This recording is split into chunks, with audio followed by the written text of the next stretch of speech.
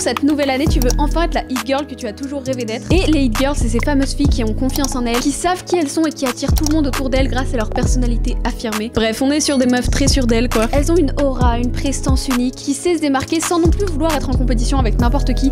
À part elle-même. Voilà, c'est ce genre de choses qu'on veut quand on est des hit girls. Car voilà, les hit girls, c'est des meufs sympas. Et bien, figure-toi qu'aujourd'hui, je vais t'aider à créer ce plan d'attaque pour que tu deviennes enfin cette meuf-là dont on parle. Enfin, que tu deviennes that girl, comme disent les gens sur internet. Et toi là, je te vois venir, tu vas commencer à commenter des trucs en mode oui, Lou, chaque année, j'arrive jamais à tenir une bonne résolution. Ça fait au moins 20 piges que je suis sur cette terre et je n'ai toujours aucune confiance en moi. Donc, tes conseils sont claqués là.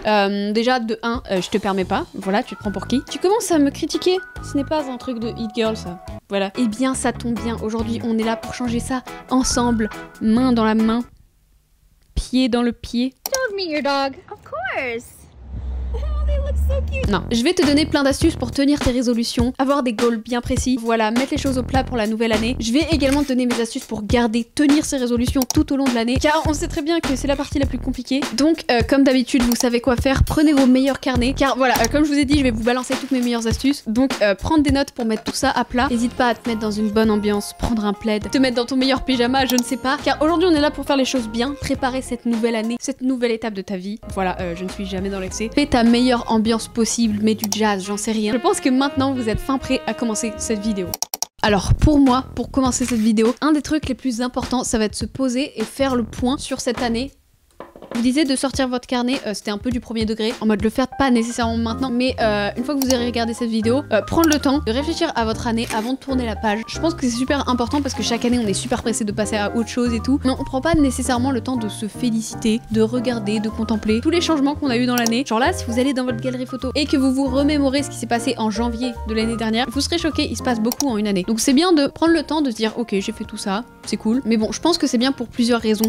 Pensez aux résolutions que tu as décidé de prendre l'année dernière. Voir si ça te correspond encore. Peut-être que tu as évolué, peut-être qu'il y a des résolutions que tu as pris l'année dernière en mode, je sais pas, lire 3 livres par mois, qui à l'heure actuelle te correspondent plus. Genre, faut y réfléchir, on évolue. Donc, c'est pas grave, il y a des choses qui vont plus correspondre à ta vie à l'heure actuelle, qui vont plus correspondre à ton lifestyle. Mais n'hésite également pas à écrire tous les plus gros changements que tu as eu dans ton année. Est-ce que tu t'es séparé de ce mec super toxique que tu avais dans ta vie? Est-ce que tu as eu un nouveau travail? Est-ce que tu as voyagé? Est-ce que tu as appris plein de nouvelles choses? Est-ce que tu as changé de style vestimentaire, changé de pays, peu importe? En mode même des petits changements que tu as eu dans ton année. Peut-être qu'un des changements c'est justement que tu avais décidé que tu allais te mettre au sport et que tu l'as fait. Peut-être que tu t'es mis à la peinture. Mais regardez toutes ces choses là et qu'est-ce que ça t'a appris? Voilà, les leçons. En mode, c'est une nouvelle année, on va être fiers de nous, même si t'as pas réussi à tout tenir, à tenir toutes tes résolutions, c'est pas grave. Je vous ai parlé dans ma dernière vidéo d'un principe et on va l'adapter à notre vidéo du jour. C'est pas grave si on ne tient pas une résolution une année. C'est pas grave si on tient pas une résolution pendant un mois. On fait juste en sorte que ce soit pas 2. Tu l'as pas fait pendant une année? C'est pas grave. Tant que ça devient pas 2 années. T'as raté l'année dernière? Pas grave. Parce que tu vas d'être ça cette année. Parce que voilà,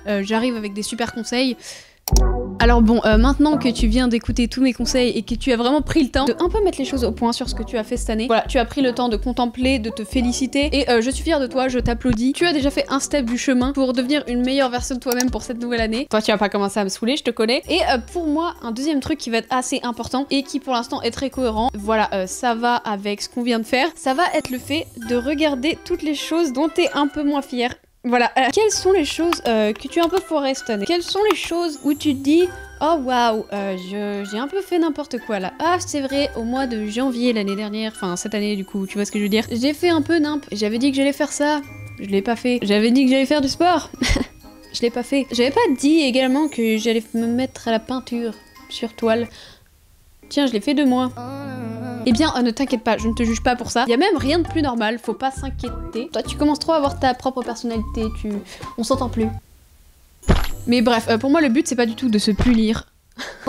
Le but, c'est pas du tout de se culpabiliser, de se dire « Oh non, j'ai fait n'importe quoi ». Mais pour moi, c'est plutôt le fait de venir planter des graines. Voilà, je vous explique, vous allez me prendre pour une tarée. Mais si t'arrives à faire le point et à te dire ok, j'ai merdé là, j'ai pas réussi à tenir ça, c'est juste bien d'y réfléchir un peu, de se poser, de se dire ok, j'ai pas fait ça, pas grave, mais ça va planter les graines dans ton cerveau. Mais au moins, voilà, tu vas commencer ton année en ayant ça planté dans un coin de ta tête. Moi, pour ce genre de choses, je prends vraiment le temps d'écrire dans mon journal. J'ai du mal à mettre les choses à plat sans vraiment le mettre littéralement à plat, genre sur une feuille. Et bon, pour l'instant, tu vas garder ça dans un coin de ta tête et tout à l'heure, je t'expliquerai comment réussir à tenir ces bonnes résolutions sur le long terme, car c'est ça qui est important.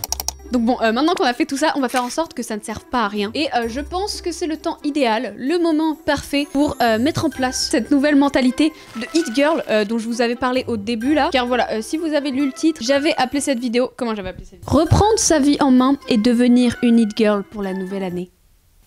Waouh, quel beau titre. Eh bien, je pense qu'il est temps de clarifier cette partie qui est la partie Hit Girl.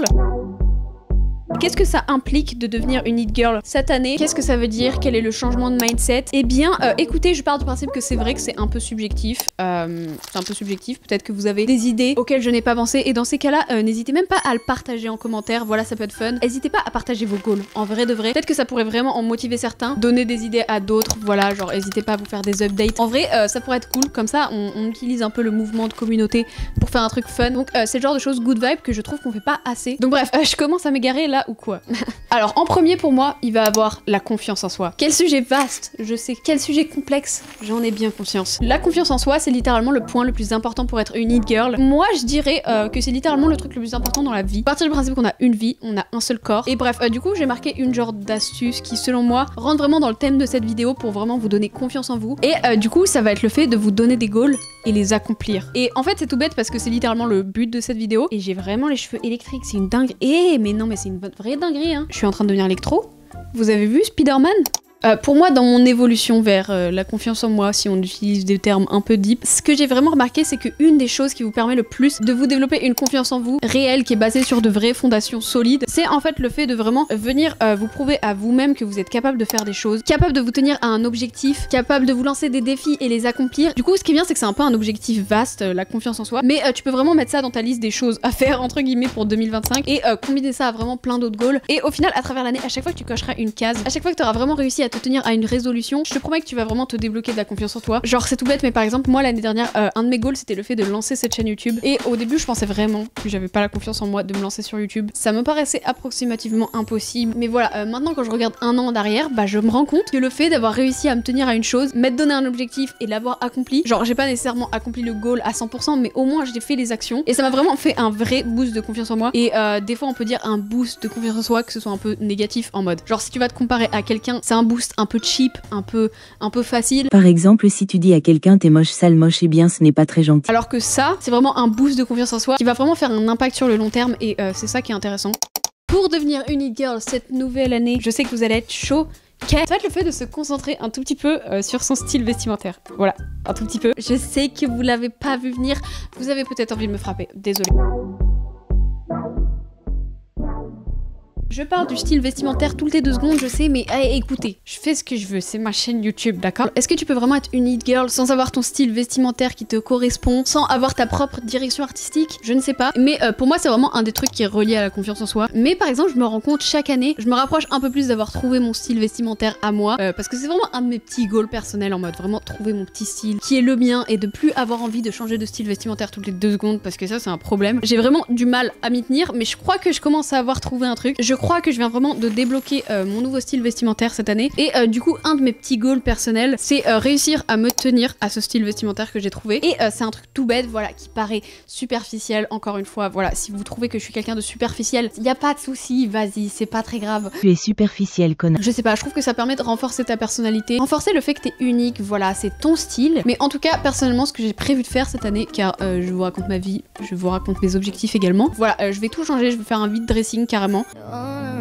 Et d'ailleurs ça m'amène, est-ce que vous voulez une vidéo là-dessus?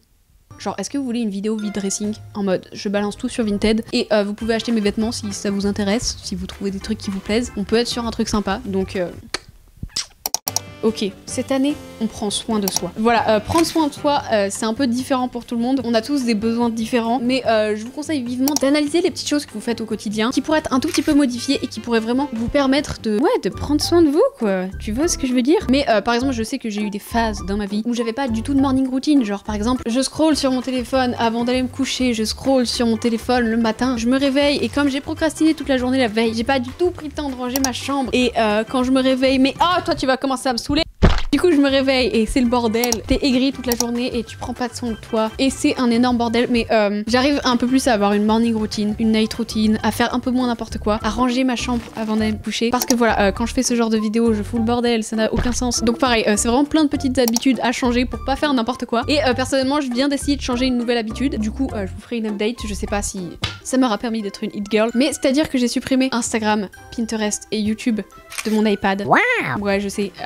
Comme ça, j'arrête d'être dessus parce que je suis addict. Voilà. Et j'irai que pour poster ou pour scroller une fois de temps en temps. Et ça peut me permettre d'être un peu plus raisonnable. Et je considère que c'est du self-care. Voilà.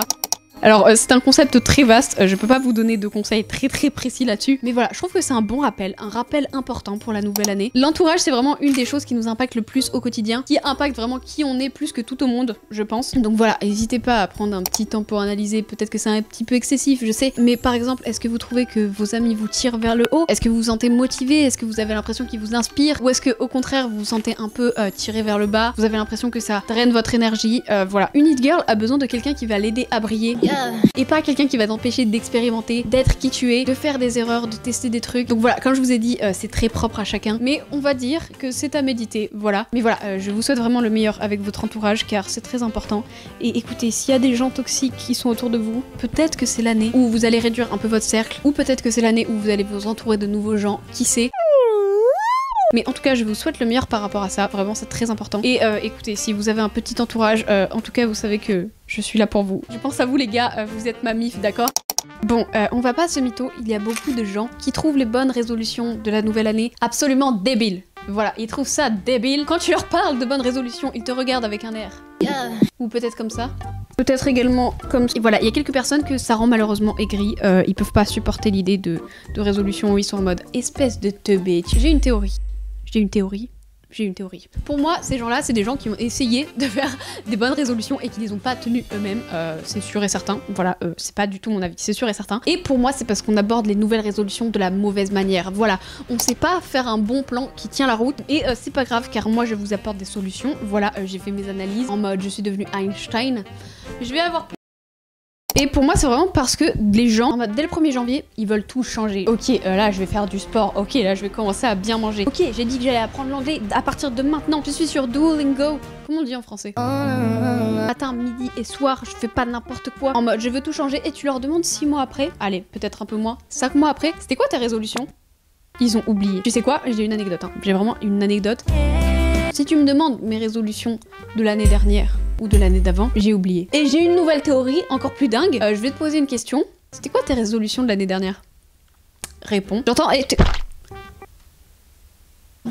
Tu n'as pas de réponse à m'apporter? Voilà, c'est parce qu'on oublie, on est tellement teubés. Vous ne pouvez pas contredire mon argument. On fait n'importe quoi. Voilà. Pour moi, je pense que la stratégie à aborder cette année, si on veut vraiment changer les choses, reprendre notre vie en main pour de vrai, ça va être le fait de prendre sa liste de bonnes résolutions, qui va aller de 3 résolutions par exemple à 12 résolutions. Je prends les choses au pif. Prenez peut-être pas plus de 12 résolutions, vous, c'est trop, genre. Déjà, 3-4 c'est bien, genre. Allez, 12 vraiment grand max. Pour moi, c'est le grand max. Parce qu'il y a 12 mois à un moment donné, Et tu vas faire une liste et tu vas prendre la résolution que tu peux changer le plus rapidement. Par exemple, si dans tes goals t'as avoir confiance en toi ou un truc qui est un peu plus abstrait, un peu plus compliqué, tu vas le mettre en dernier de la liste. Et si t'as un truc simple que tu peux faire dès maintenant, qui pour toi est pas trop compliqué, ça peut être faire du sport, lire un livre, se coucher un peu plus tôt, j'en sais rien. C'est propre. C'est propre à toi, tu connais. Et tu vas prendre le plus simple et tu vas rien changer de ta vie à part ce premier truc. Et chaque mois, dans ton calendrier, tu vas mettre du plus simple au plus dur tes nouvelles résolutions. Du coup, au bout de ton premier mois, tu auras expérimenté avec ton nouveau truc.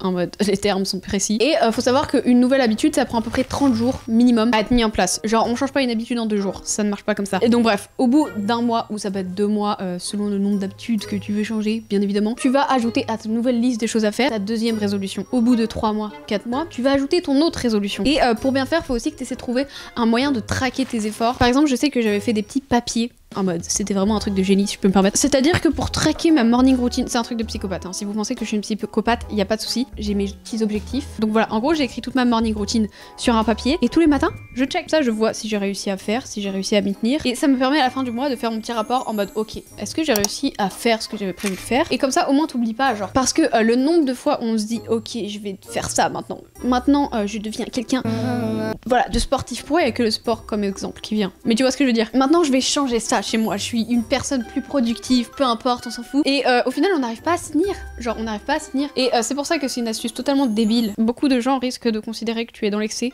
Mais c'est pas grave. Voilà, moi ça m'aide beaucoup. Enfin bref, si vous aimez le contenu lifestyle, le contenu fashion, le contenu le papotage, le racontage de vie, les astuces en tout genre, n'hésitez pas à aller checker mon Instagram comme d'habitude. Je vous passe toutes mes inspirations fashion, mes outfits, donc voilà, si ça vous intéresse. J'ai également un Instagram privé. Encore une fois, j'essaierai d'être plus active. Voilà, on va mettre ça dans ma liste des choses à faire pour cette année également. Dites-moi ce que vous voulez voir la prochaine fois. Enfin bref, à très bientôt, bande de BG.